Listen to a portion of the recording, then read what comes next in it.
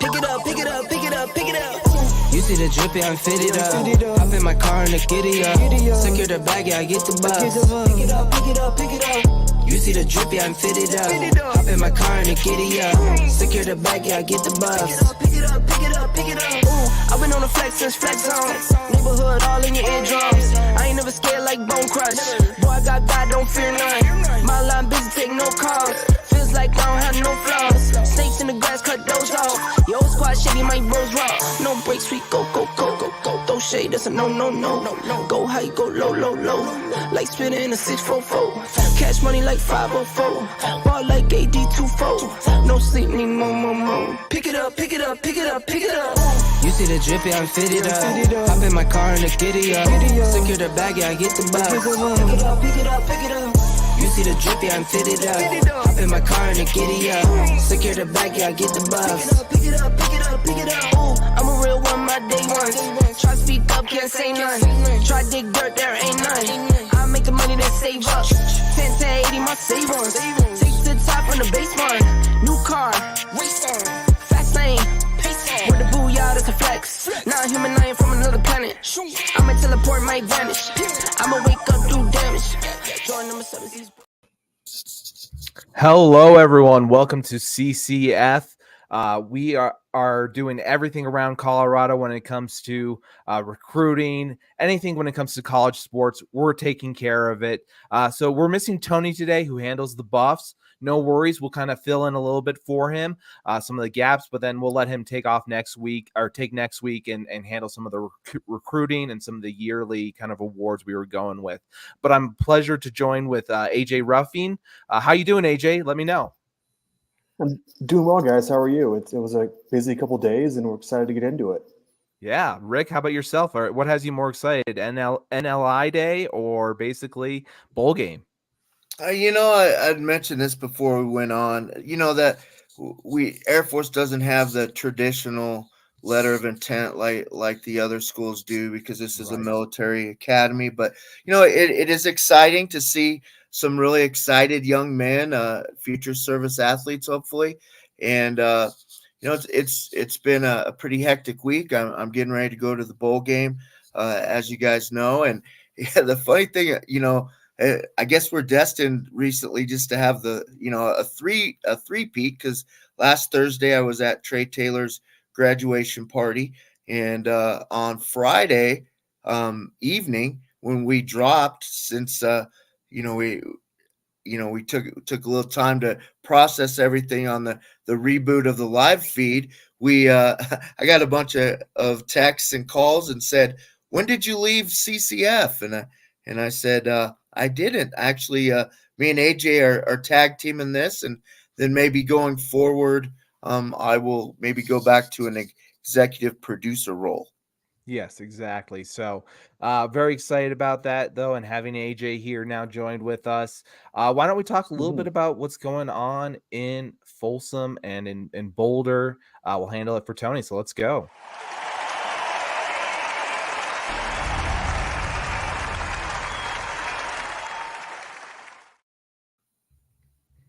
I think people in Boulder are worried. They are very concerned on what's going on with the Buffs. And I think most of it has to do with Jordan Seaton, essentially, wondering where he's going to end up going. I know he had a live stream last night. He was supposed to sign his national letter of intent, decided not to sign it. Seems like he had a meeting with Maryland, things along those lines.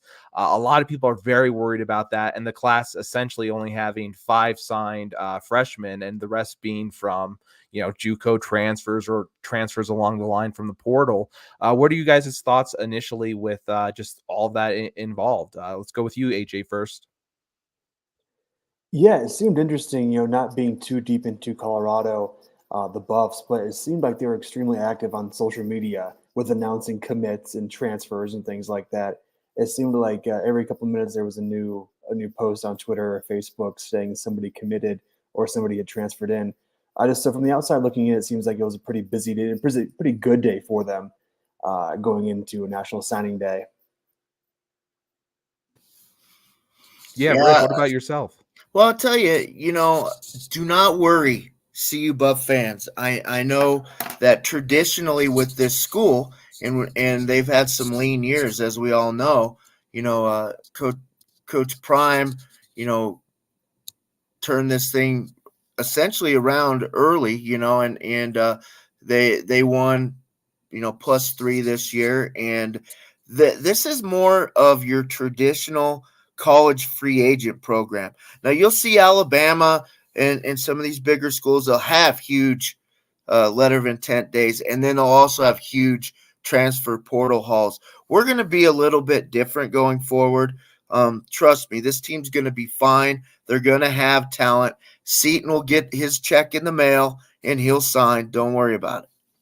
Yeah, I know. Again, people were saying he took that visit to Maryland this weekend. But when I was speaking to Tony, he said he's not worried about it at all. He thinks that it really will be Seton will end up coming to be a Buff. And if so, that really does change the trajectory of this class. They got a lot of players, like you said, in the portal. I know Tony was excited about some interior offensive linemen and Tyler Johnson, Justin Mayers, some guys like that. Also excited about Quincy Wiggins when it comes to the edge. There's some edge guys to be excited about, especially as well as Will Shepherd coming over from Vanderbilt. Big receiver, can really control it, has some big playability, 6'4", maybe almost 6'5". Really have some high potential for him. They also got a tight end to fill in for Harrison, who left via the portal to San Diego State University to continue with Sean Lewis. So very excited for him about that. But they go ahead and sign someone who's big in size and ready to kind of take over, hopefully a little bit more willing to block as well. But besides that, until Seton signs, it was only 5 freshmen, but that has been the plan with CU. And I think there's nothing else to be concerned about. Just because when you look at the kind of talent they got in the portal, you can't be worried, really. I agree. Yeah, absolutely. And it's one of those things at the same time, there's been some people talking about, hey, you need to have Coach Prime starting to recruit in-house. That's going to be the difference maker. I really don't see that being a difference maker for a lot of students that are allured by Coach Prime. Do you guys see that being a difference maker? I think that this guy could sell ice water to Eskimos. I don't have any problem with his delivery. If he wants somebody and they're on his radar, man, I would bet money that he's probably going to have a really good chance at swaying those individuals. We've got a lot of things coming up, I would say, between the second week of January through spring. And remember the turnaround they had during the spring. They had a spring ball roster that looked nothing like what they put on the field in the fall. Exactly. Yeah, absolutely. And to that, go ahead, AJ. I was going to mention too. You talk about swaying players. You saw it when Travis Hunter was coming out of high school. He had all these Power 5 offers, was expected to go to Florida State, and Deion brought him to Jackson State. Small HBCU in Jackson, Mississippi. He brought a 5-star, one of the top players in the country there, and then obviously brought him to Colorado. So he has the ability to bring in the talent from wherever it is. It's just expanding, I think, for him, expanding that Colorado brand into, like we talked about last week, into the SEC, the Big Ten, and the ACC country, and poaching some of those players because there's so much talent there. They can't all stay in those parts of the country. They do have to move west eventually. And with the Pac-12 kind of disintegrating, I think that helps him too. And when it came to the offensive line, you saw that CU did hit it very hard on the portal. And one reason was because they're a team that cannot wait. Like, for example, when we talk about CSU, who is going to grow their talent up. They need to win now when it comes to CU, when it comes to that offensive line to get anything going for Sanders and have him be able to be an efficient passer, really. So I understand why they made that decision, but also you'd like to see some more freshmen coming in. You guys ready to move on to some Rams? Because we got to leave some time for Tony to talk about this next episode. Hey, I'll tell you, speaking of your CSU Rams, I'm going to give you the intro here. I'm going to give you the way too early to give you the best and more prolific signings in Colorado because you guys hauled it. Go ahead.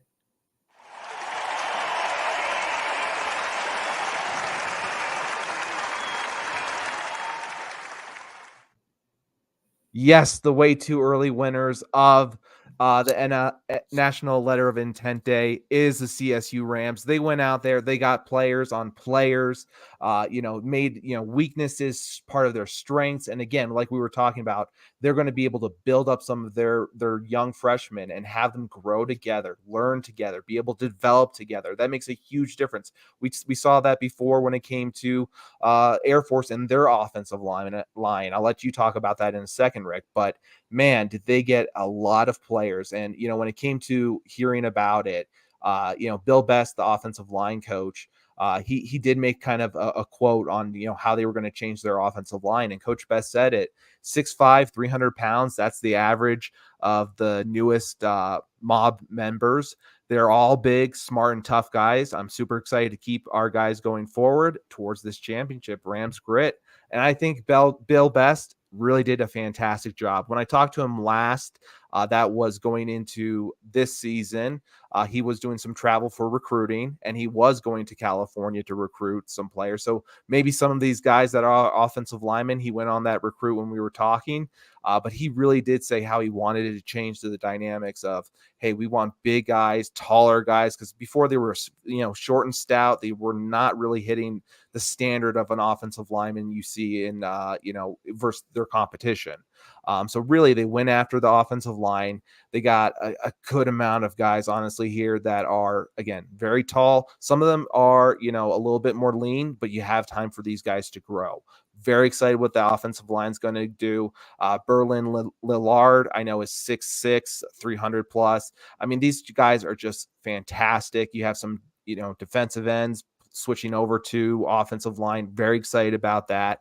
But they also hit big with 4-star recruit and their future quarterback. And that's going to be Darius Curry. And, I was worried about him leaving for a long time. It seemed like, if something went wrong for CSU, he could bolt, literally. But he stayed the entire way, and he wanted to be a part of this team. And he comes from Long Beach, and really excited to see what he can do. I think, with Braden Fowler Nicolosi, pardon me. They're going to have some years where they're going to have a competition, I think, for that junior year to see who's best, which I'm excited to see, to have competition at quarterback. They also brought in running back Jalen Dupree, was one of Arkansas's best runners, honestly, for his entire career. He kind of went under the radar due to some knee issues his junior year. The coaches and other schools kind of fell off until he had a great resurgence his senior year. And when it came to his senior year, the coaches at CSU, they were already in his ear compared to those other schools. So when Ole Miss and Mississippi State, came in knocking very late, they were not able to move Jalen Dupree, who's going to be a guy who's going to make an impact immediately. He is going to see playing time year one as a freshman, from what I'm told. And he's a guy who can take contact, bounce it off, and keep going. So I love those kind of runners. He's the kind of kid that can get you 4 yards every single kind of play, essentially. Love those kind of kids that you will grind for you. So AJ, any thoughts on this recruiting class so far for the Rams? I think this is a big year for the Rams. Go ahead. Oh, yeah, absolutely. I think this was a big year for the Rams because they were so close last year. Obviously, the overtime game against Colorado, so close. And so it just a couple of pieces here and there they really needed to get over that hump. And I think this recruiting class is going to be key in getting over that hump and keeping that competition fresh every week for that, the offensive line, quarterback positions, wherever it may be. I think Coach Norvell did a great job getting a lot of talent, not only from Colorado this year, but he talked about Arkansas and kind of expanding that CSU brand. I think he did a good job of that. That's what's going to benefit CSU going forward. Yeah, and I didn't even get to the wide receivers. We got Corey Hall, who was someone I spoke to once. He's a great kid. I think he has a huge potential going forward if he wants to slot. If he has the speed to take over an offense, as well as Jordan Ross, who was deciding between Colorado and CSU. And I think we spoke about this a little beforehand, how, he was a 4-star athlete right before everything. And then once he decided CSU, they bumped him down to a 3-star. That's okay. He's Jordan Ross. He's a Ram now. And that also includes Landon Bell. So they have 3 receivers that they can bring in here, 2 that are big size guys, 6'2", 3+, as well as Corey Hall, who can fit there in the slot. So it makes sense why Brown left in the portal yesterday or last week. Hey, what did I miss? I just got an important phone call from a guest that will be joining us when we do the bowl preview. Awesome. Cannot wait. You want to tell us who that guest is, or are we going to No. give everyone? Okay. We're waiting. Hey, now when I stepped out, I was wondering, did you or AJ get a chance to elaborate on the biggest news out of CSU this week?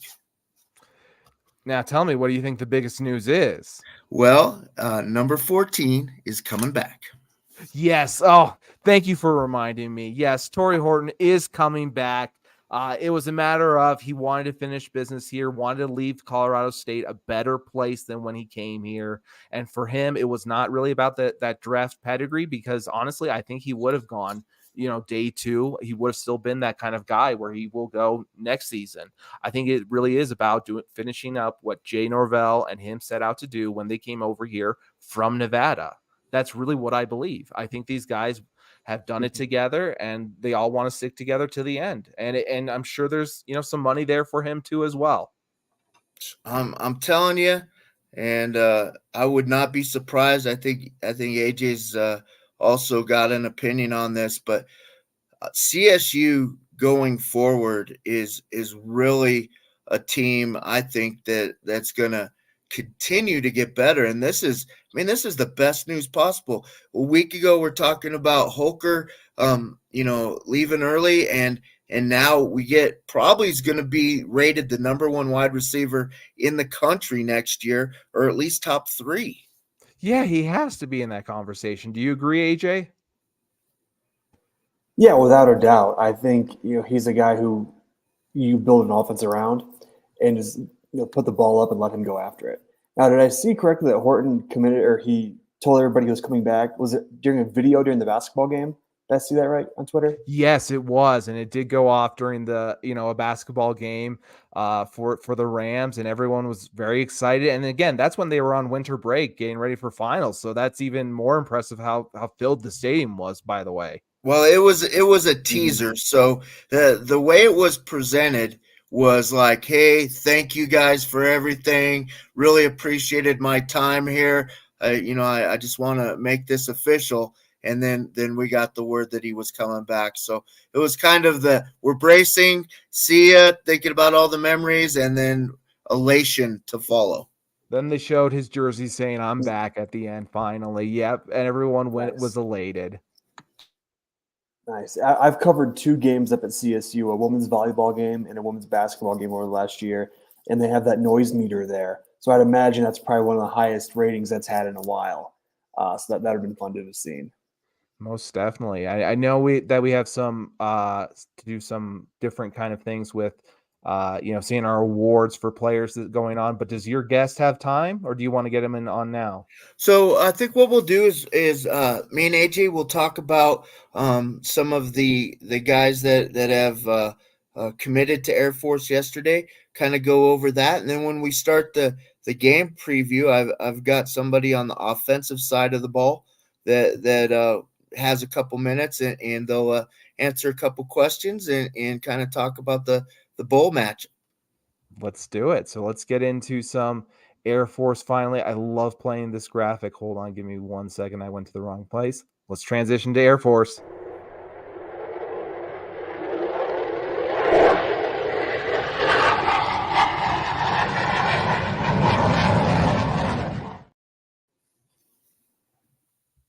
All right, we are excited and ready. I'll tell you,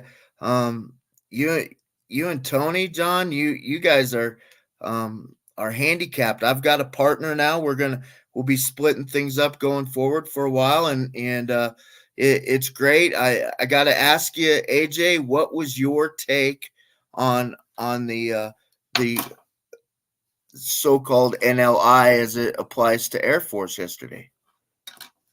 Yeah, it was definitely interesting to look at the variety of kids who came from all corners of the country. And we saw a lot of Texas. We saw, a couple from my home state, Indiana, two guys out of the Hoosier State, a guy from Snyder and a kid from Hobart. Snyder's the home of Rod Woodson, and I covered that high school when I did high school radio in Fort Wayne. So great program in the state of Indiana. I was really impressed to see the reach that Air Force has. Their brand really from coast to coast and getting talent in areas where people may not look. Like I mentioned, a kid from Indiana, Hobart, Indiana, is a small little town on 30 heading east towards Chicago. Nobody knows where Hobart is, but Air Force does. And so I found that really impressive for them to be able to find those kids in those areas and bring them out west, out here to the Springs. Yeah, definitely. I'm excited, like you said, that middle of the country area is a place that we've done well in the past. Some of the names that I look at and some of the people I'm just beginning to get to know are the twins out of the Dallas area who I'll be able to see in person this weekend. Deshaun and Jalen Davis, 6'5", 220, 18 years old. These kids are going to be bookends. I know Jalen's got a little bit more of the notoriety right now, rated at a 3+ on the star rating. So that he's definitely one of the bigger names on that list. A couple quarterbacks. Only one guy out of Colorado, John, tight end from Conifer. So we typically revisit the Colorado area sometime in February just to see if there's anybody that fits the academic criteria for Air Force. So, I'll tell you, the names on that list are not flashy. They're not huge, but these are players. I promise you. Yeah, from when I was going through all these different players, first of all, they all come, like you said, from different backgrounds with different pedigrees and what they're able to do. What I'm so excited for is that these guys are going to grow together. Like I said, with the CSU Rams, this is a group that's going to grow together. I've seen a lot of kids coming out of Texas as a hotspot as well. Just very excited what they can do. A lot of offensive linemen, a lot of defensive linemen I saw, which you would expect after Air Force had some, a lot of seniors on their offensive line, going to get to essentially get their commitment done. And so there was a lot of that going on. Don't you agree, AJ? So they needed to reload those positions. Did you agree, AJ? Without a doubt. Yeah, without a doubt. I think reloading, it's going to be huge for the type of offense the Air Force runs, especially at the offensive line where they love to run the ball. You always need to be big, you need to be stout, you need to be able to move that defensive line around to create lanes for your quarterback or your running back, whoever has the ball, to get down the field because the offense is so focused around the run game. That front seven, that front line, offensive line with tight ends is massive for the Air Force offense. And I know we have a lot of them watching right now, Air Force players that just signed and got everything official. So if you're in the comments, feel free to say hello, tell us what's up, and we'll give you a shout out and make sure everyone knows you're here and knows about you. Yeah, definitely, and me and AJ will get to know you as you show up, whether it be to prep or to the regular team and all the basic training stuff involved. When I look at this list, John, I look at guys like Harry Caskey out of Ogallala, Nebraska. 6'4", 220 outside linebacker. I see some Bo Richter qualities on this young man. Another guy that catches my eye is Jeremy Blute out of Georgia, Houston County, Georgia. Another future Bolt Diesel, lineman. And then we got a kid out of, and I love the name of this city, Rancho Cucamonga, and he plays wide receiver, which isn't typically something that you would say, oh man, this Air Force needs another wide receiver, but we actually do. Jonah Dawson is a three-star athlete. He's somebody that the names like from the past that you might remember, like Brandon Lewis, these quick guys. We got one with Dane Kenneman, guys that tote the rock, no matter if it's out of the backfield or even at the slot.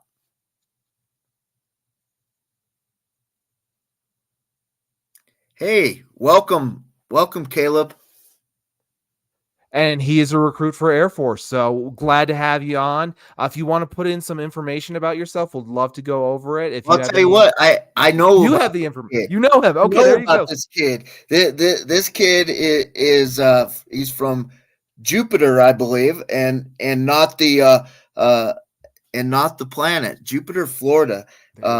Caleb is a defensive back.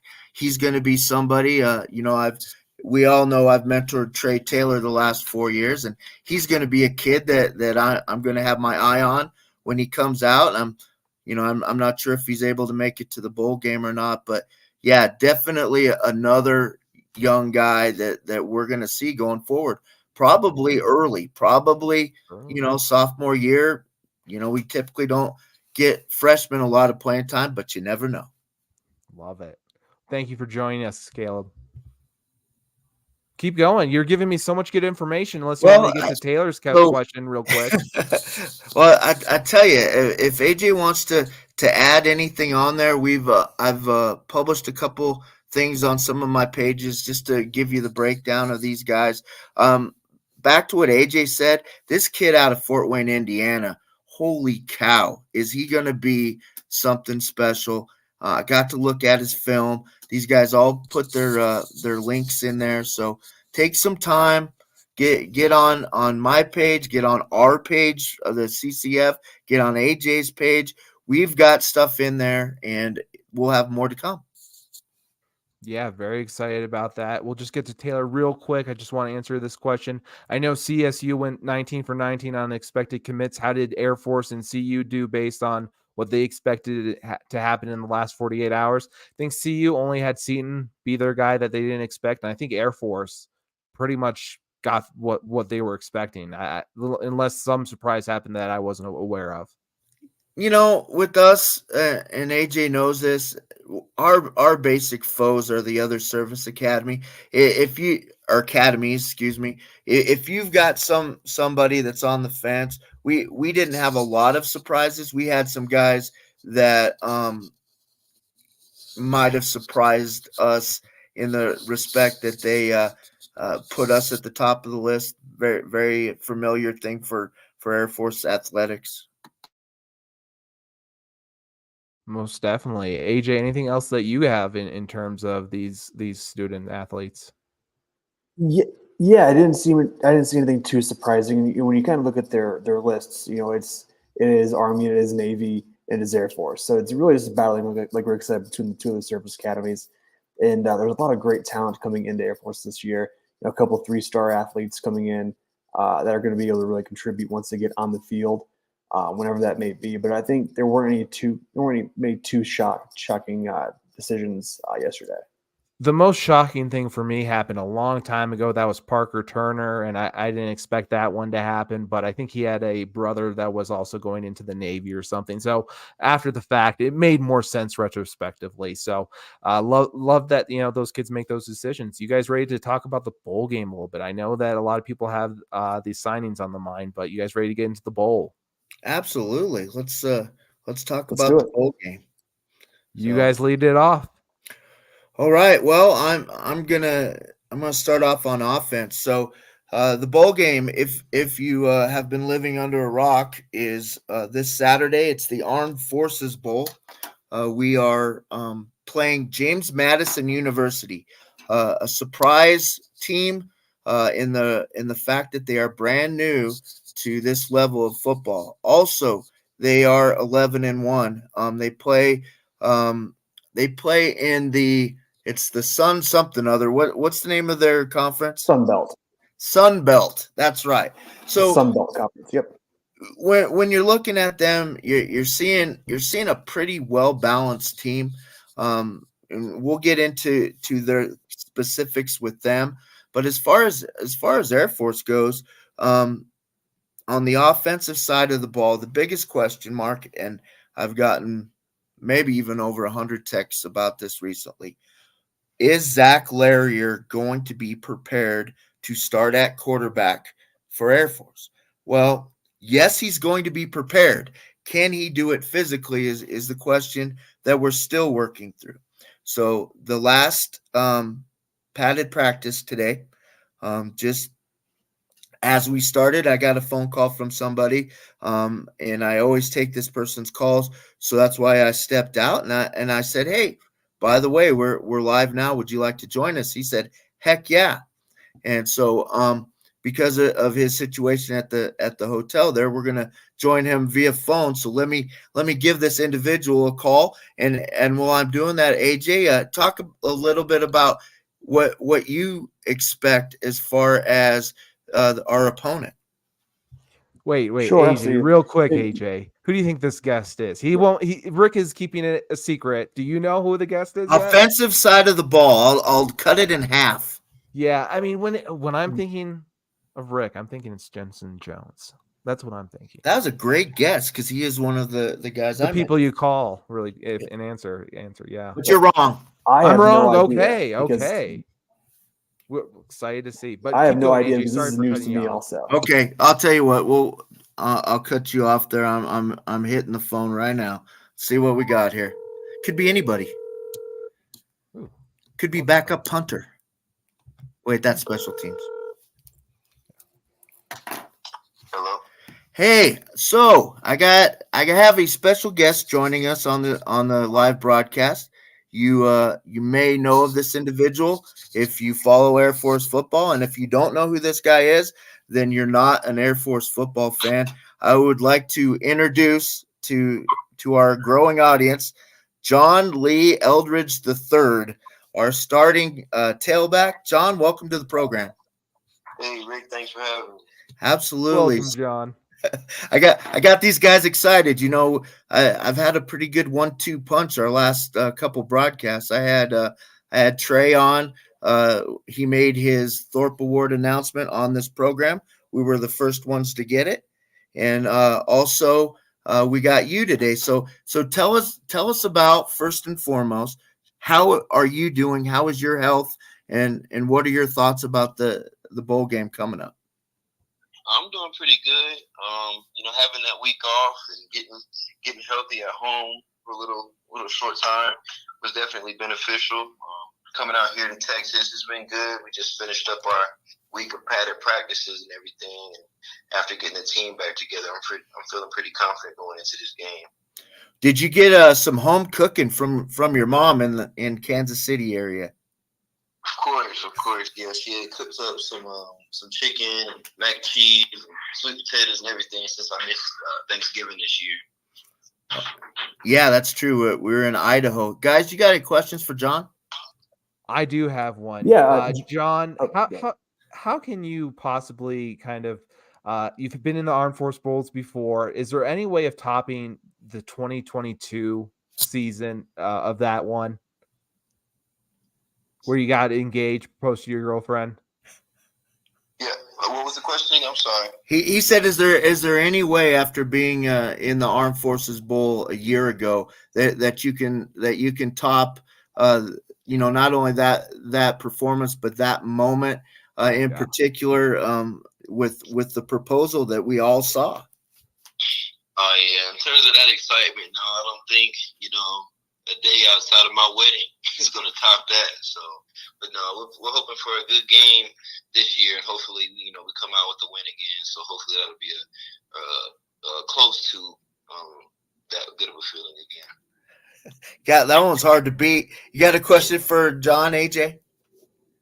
Yeah, John. You and I have spoken before on Instagram of AJ Ruffing. I've sent you a few pictures that my wife has taken over the past couple of games. But I did have a question though about when it comes to the Duke's defense. They're only allowing about 1.2 or 2.1 yards per rush, only 61 yards on the ground per game. You talk a little bit about schematically what you guys might change up. You don't have to go into specifics, but how more aggressive you guys might be running the ball or changing things up that you've done previously. Yeah, I mean, in terms of our strategy going into this game, our coaches are big on the small details.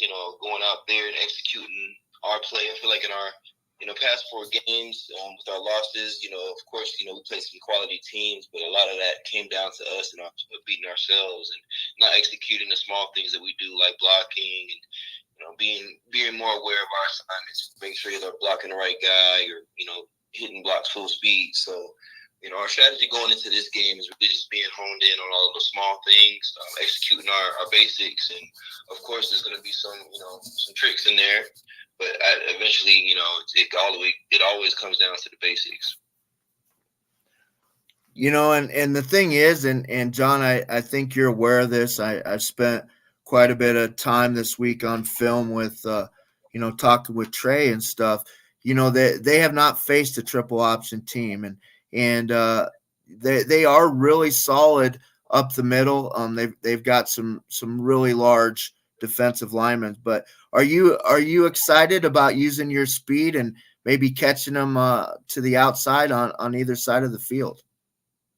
Yeah, it's definitely going to be a good game. Their team, with their rushing offense, talking about the stats that you guys talked about, it's going to be a good matchup. We, through the year, we were one of the leading teams with an overall rush offense. So I feel like it's going to be a tight matchup. And, I'm always excited to get a chance to show my speed on the field. So, no matter who's out there each and every week, I'm excited to go out and help my team get that win. Yeah, I can even imagine. What do you got for us, John? With this being your last game in an Air Force uniform, what are your thoughts going into this? How are you going to be emotionally after the game, and your thoughts, going in pregame? It's pretty much it's been a bittersweet moment being here. It's happy. I'm happy for the my next chapters in life and what that is going to bring. But it's it's definitely sad going into potentially my last football game. Pending my career post college. But I'm excited for what lies ahead. I'm excited to go out there one last time with my Air Force brothers in this 2023 season and see if we can come out there and come together and hopefully come out with a win. Yep, I think that's a good strategy, and beating a number 24 on your way out of the Air Force Academy wouldn't be a bad deal either, huh? Yeah, I've never been a fan of the rankings and everything. I feel like in football, it's really whoever shows up that day. We were ranked 17th, went out there and we lost the game during the season. So, they're definitely a quality team, but I believe in us just as much. And, as long as we go out there and show up, we'll be just all right. Absolutely. What do you got, AJ? Yeah, just got one more question here. Have you gotten your bowl game gifts yet? Anything cool from the Armed Forces Bowl? Yeah, I got another TV and some gift cards on top of the different sweatpant uniforms and T-shirts and hats and stuff that they give us. Heck yeah, bowl swag is always pretty cool. John, when I think of your career, I think of somebody that came in relatively from nowhere. You had an impressive high school career, but when you got here, to see you climb the depth chart year after year, and then if you don't know who John Lee Eldridge III is, if you're not aware, like I opened with, this young man last year led football in yards per carry average. This year, he's towards the top. I think one of the biggest travesties in my time, and this is my 14th year supporting Air Force athletics, has been not getting this young man the ball enough. He's humble, and I know he's not gonna say anything about it, but personally, I'm not done watching this kid play. Whatever level, whatever's going on. Now, speaking of that, John, we announced when Trey was on. Trey actually was the first to hear it. That was the day that you took care of your business and declared in the transfer portal. Tell us a little bit about what that might look like for you. Are you just saying in terms of my potential future next year? Yeah. What are some of the things on the table for you?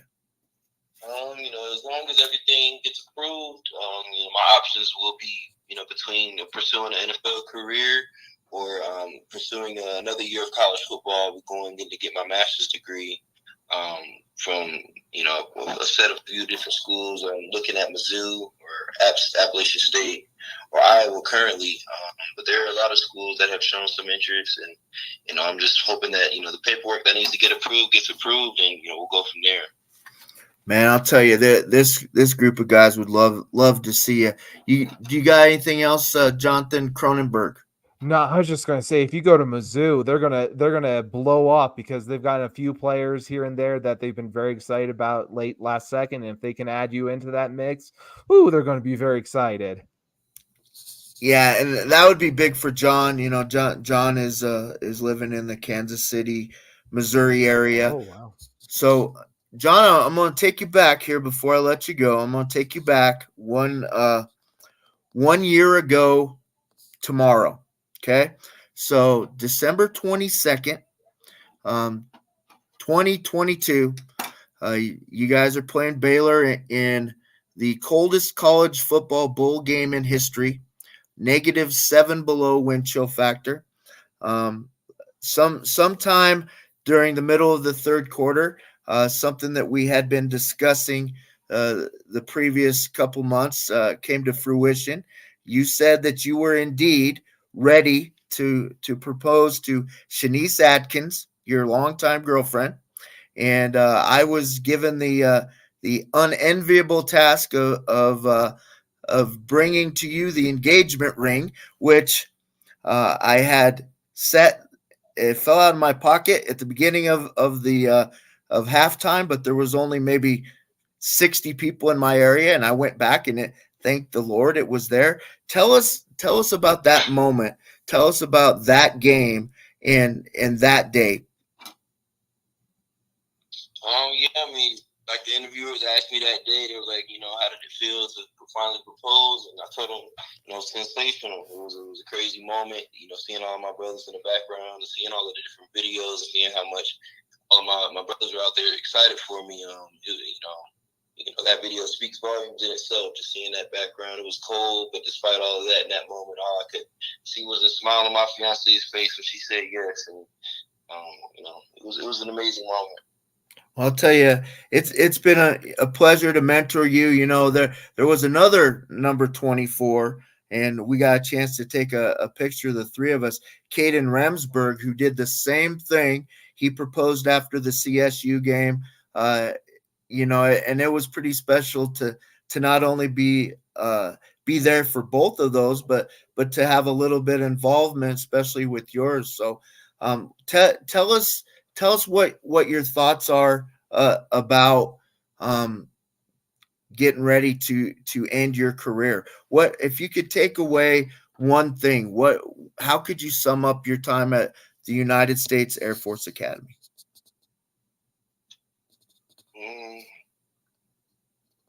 I would say the biggest lesson during my time here at the Air Force Academy would be, never give up without a fight.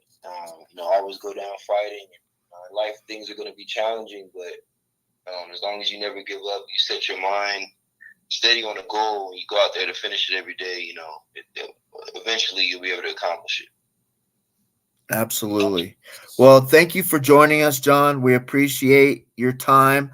It was quite the surprise. I'm glad you had a minute. I know you guys have been doing a lot of Bull Week festivities. Trey was mentioning improv yesterday. And how's the food been out there? It's been good. We had a lot of barbecue. Had both Billy Bob's, and then again tonight with our event tonight, we had another set of barbecue. I think we're going to, I forgot what it's called, some type of all-you-can-eat place tomorrow, as well as having our lunch in. So it's been pretty good. Excellent. So I got to ask you this then. So Kansas City's famous for barbecue, and Texas is as well. What is your take? Which would you rather have? Definitely Kansas City. Kansas City is always going to be number one. Yeah, I feel that. I think they spice it up pretty good. So, buddy, we're going to let you go. Thank you for joining us. Of course, I will see you on Saturday. I'm looking forward to it. And best of luck to you in the bowl game. And I'll be talking to you soon. Thank you, John. Thank you. Bye-bye. Appreciate it. What That's an cool. impressive kid. I'm saying kid like I'm in a huge age difference, but every time I've met him, what a pleasure. And whatever university gets to have him in their master's program is going to be blessed. Honestly, this is just a great kid. I'm very proud to get to know him. And thank you, Rick, for introducing us. Absolutely. Yeah. AJ had mentioned his wife is actually the brains of the roughing operation, and man, some of those photos that he sent us recently, I'll tell you, going forward, we are going to use a lot of this stuff. What do you got, AJ? Yeah, I was just gonna say I've spoken with John on Instagram a couple of times. Like I mentioned, she's gotten some really good pictures of him, especially during the Wyoming game. I had sent him, and so we've been in contact a little bit via those. But really excited to watch what he does on Saturday against a tough JMU defense. It's going to be a tall task, but he's a guy in that offense who can really take advantage of it and have a good day. I believe so. I wanted to get in this real quick before he leaves. We got Laird Hansen Felter coming in the house. He is right here. We have him join. What's going on, y'all? I'm a 6'5", 260-pound defensive end going direct to the Air Force Academy. We're watching 9 minutes behind, so he saw me mess up his name promptly. But he some great things about him. He's also a Coles I think 4.5 star punter. So this kid has a lot going on for him. He's obviously very flexible. So if anything happens, Coach Skeen needs a kicker all of a sudden, a punter, hey, we have our guy. Man, love that size, huh, AJ? Yeah, absolutely. I think especially in a conference that runs the ball a lot, having some stout defensive ends is huge. So he'll especially someone sure to we'll get see the him edge and not allow that to go for the runners. Makes a huge difference, especially in the college game where you need to contain. Yeah, definitely. I want to get back on point. We're probably going to go ahead. Catch up with basketball next week, so we'll kind of run this out with the bowl. So just to elaborate on offense, Zach's going to be a game time decision. That's a famous terminology in sports. So we will see. He has not taken all the snaps this week. They've actually been distributed between the three quarterbacks, John Boucher, Jensen Jones, and Zach. So we'll see how that materializes. I think the staff will put the best combination on the field. John Eldridge, of course, is going to be a big factor, as well as the fullback position. And we've got three really amazing fullbacks: Emmanuel Michelle, Owen Burke, who is a finalist for the best fullback in the nation, which will be announced on December 30th at halftime of the Arizona Bowl. And also young but fast Dylan Carson, who has gained 300-plus yards the last 2 games. So it's looking good. If we throw the ball, we got Caleb Rios, another guy that's going to be a grad transfer, hopefully a buff. We've got possibly getting Jared Rosnos back. That's another game time decision. Brandon Ingle, Wyatt Wilson, and then Dane Kinnaman looks like he might be available. And, no matter what, get it to number 21, Cade Harris, and good things will happen. And top it off with one of the top offensive lines in the country. I think offensively we're going to be able to put up some points. This bowl game has had the most points scored in it in the last 10 years, only second to the Rose Bowl. So we'll see how that goes. Mm-hmm. Tell us a little bit about the defense, AJ. Yeah, defensively, Air Force is ranked 9th nationally in the rush defense, giving up only 96.2 yards per game, and their 14th in scoring defense is 17.9 points per game. And you look at kind of JMU on the year, the matchup predictor, they are 64% favored to win the game, but JMU has outscored their opponents 422 to 222 this season. And they, like we talked a little bit earlier, their rush defense is phenomenal, along with only allowing 2.1 yards per game. Alec Mock leads the Falcons this year tackling with 89 total tackles, followed by Jonathan Youngblood, 82, and then the All-American we talk about all the time, Trey Taylor, with 71 tackles. And he got 7 of the team's 9 interceptions on the year. So for a team like JMU who loves to throw the ball, they've thrown for over 3,400 yards on the year. They're 268 of 395. A guy like Taylor is going to be massive getting into this game. And guys, like Alex Mock and Youngblood too, getting pressure on the quarterback. For a team, JMU is very one-dimensional. They only have about 1,700 yards on the ground this year, so they're going to throw the ball. And so for the front 7 to get pressure, and then the back 4 to contain and lock down defense, our tight ends and receivers to lock them down and force the Dukes to run the ball is going to be, I think, a massive key to the game. Take the Dukes out of what they want to do and force them to do what they don't want to do, and that's run the ball. Like I mentioned, only 1,700 yards on the ground this year, and they're going to want to throw it, and they're going to throw it in a guy or in an area where Trey Taylor is, and they're not going to want to do that very often. So don't be surprised if they throw the ball away from him. Kind of set up the map, change up their matchups a little bit to favor opposite of him throughout the game on Saturday. But I think, like I talked about, getting pressure on the quarterback is going to be key for the Falcons to win on Saturday afternoon. Awesome. One question for you, Rick. I know with Larry, or like you said, it's always a question mark if he's going to play. Who would be the number 2 guy? You may have said it and I missed it. Well, if you watch the Boise State game, Ben Britton got the start. I don't believe Ben is available for this game. He's still a little banged up to my knowledge. I would imagine it depends on the situation. If we're having some success running the ball, then I believe it's Jensen Jones. He is our most effective running quarterback outside of a healthy Zach Larrier.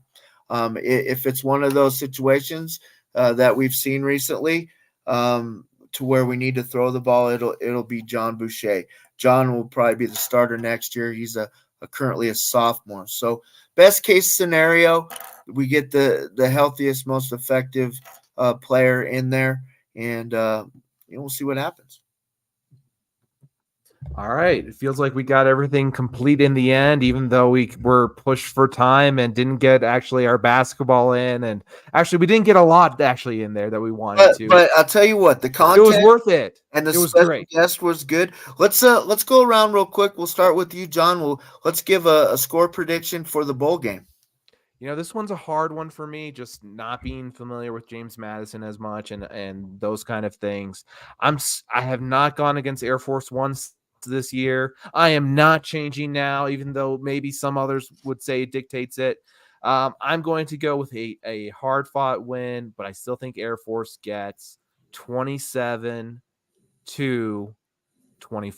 I'll have them taking it.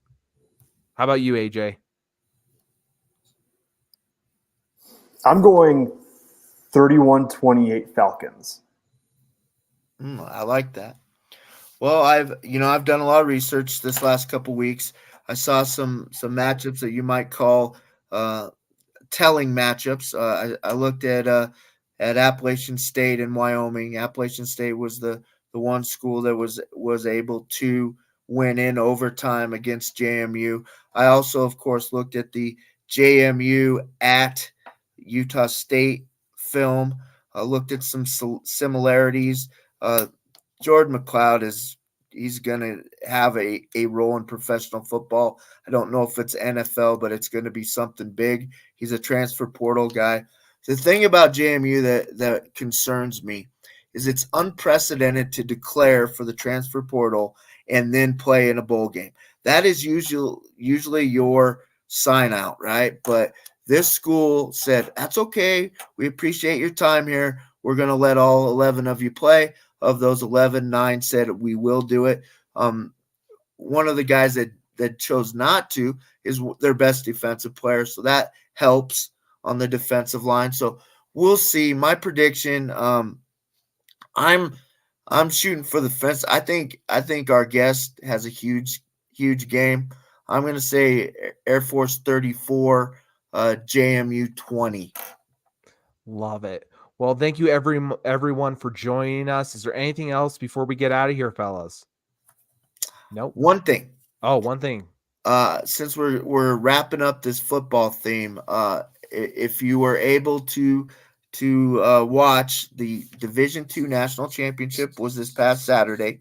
Harding against our Colorado School of Mines, number 3 in Harding, number 1 in Mines, and kind of like this game, I'm thinking Mines had not seen a triple option / wishbone running attack, and after seeing that, they were dismayed and beaten in a rout.